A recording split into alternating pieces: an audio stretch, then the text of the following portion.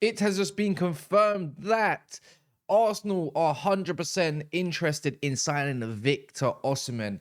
And you know what? I've been waiting for this link at this moment of time. Honestly, I was kind of confused why they were only looking at someone like Sesko.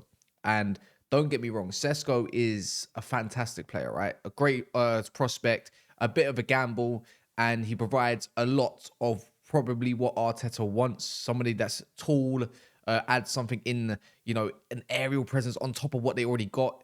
And also, on more than that, pace in behind, an outlet, something that they could do with up front, other than Martinelli. Maybe you can even say Saka as well, of course, because he's very fast. Hence the Tottenham goal in, transition, that beautiful goal that he did score. Arsenal looking at a different approach. And it is confirmed by Damaso. I've got it right here saying Arsenal are interested in signing Napoli Victor Osimhen after Chelsea failed to make progress in discussions for the Nigerian. And for me, when it comes to Italian links, now this is why I call it confirmed. When it comes to the Italian media, when it comes to Damaso and them sort of transfers, this is where I believe I can actually trust him as a source to have this one in place and be very much true. Like last, I remember last window as well, just to give a little bit of, Alfredo Pedula, I believe his name is as well. That's another one to look out for on those sort of names. But we have to talk about what Victor Osimhen brings as well to this Arsenal side. It's night and day, right? And less of a gamble. Expensive, yes.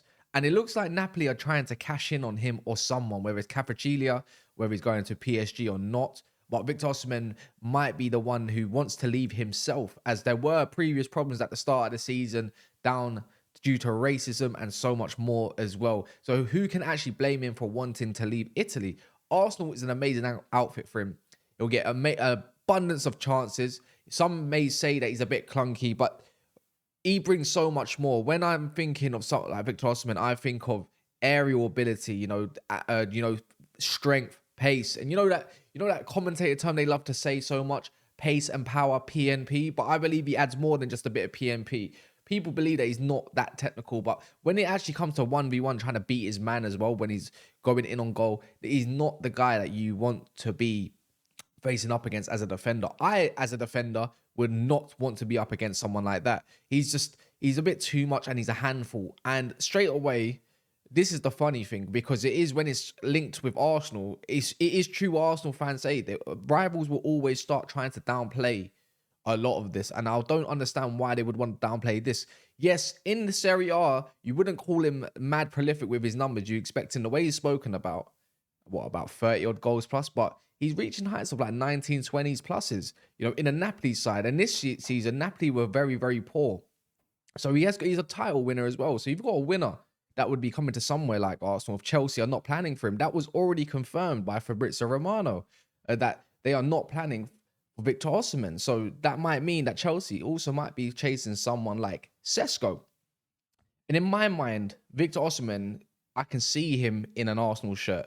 I do see it as well. There's a lot of Nigerian fan base for Arsenal as well, as much as probably Chelsea, but Arsenal is beyond. He'd be loved. He'd be very much loved and welcomed, and it would be a massive handful, especially in the Prem. I believe he is built for the Premier League. He is that sort of mold that we are lacking over here as well in terms of quality. We got the Matetas, we got the Awanyis and whatnot, but he's always injured. But he is built number 9, playing by himself as well. Because one thing about Sesko, he's always played in a front 2 more time than less, right? And yes, he can play off the left as well, but Osimhen likes to drift off to the left, as you would for your favorite football when you do cut in. But when it comes to down the middle, especially when you're on a transition and stuff, he is perfect. And as I say, he gives something different. Yes, he will cost around 80, 85 million is the rumored price. Napoli, I don't think they're going to budge too tough on him when they're promising someone like Antonio Conte, something ridiculous for an Italian outfit as well, for something like 235 million is what they're saying. That means someone needs to be sold. They need to revamp their team.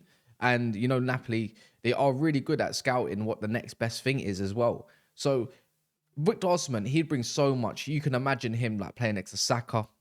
I think even Trossard would benefit someone like him there as well. Not too sure on the Martinelli part of things, because we get to see what Martinelli's really like when it comes to a number 9. We've seen it with Kai Havertz. It hasn't really worked out for Martinelli at this moment of time, but don't write Martinelli off.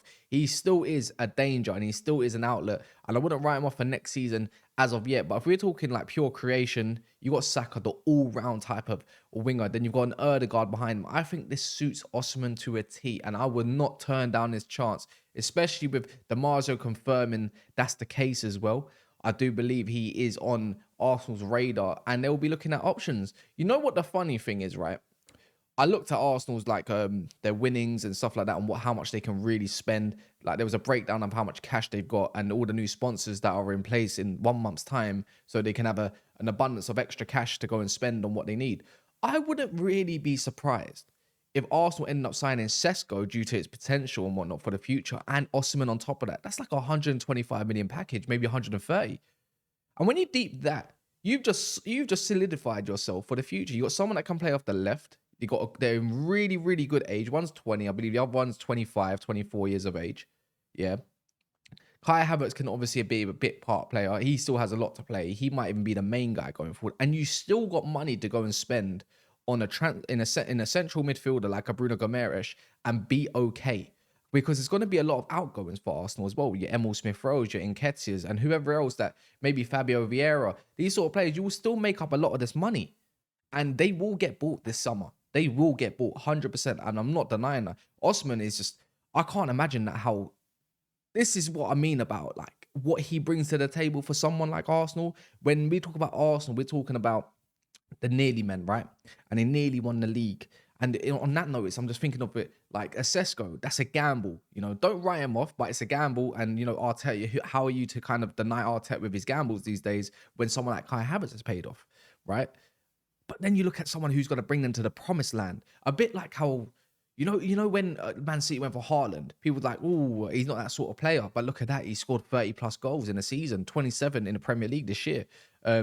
Over 30 or more maybe last year. I can't even remember that. But someone that can bring them up a level, like the difference maker. We always talk about with Arsenal, the difference makers. Who's going to be that guy that's going to get you out of nowhere a goal?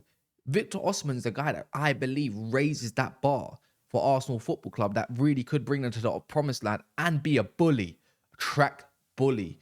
And that's why I feel like Arsenal should be probably putting a lot of their money. Clearly, they're going for someone a little bit different. You know, Kai Havertz drops deep. Jesus drops deep to help the midfield.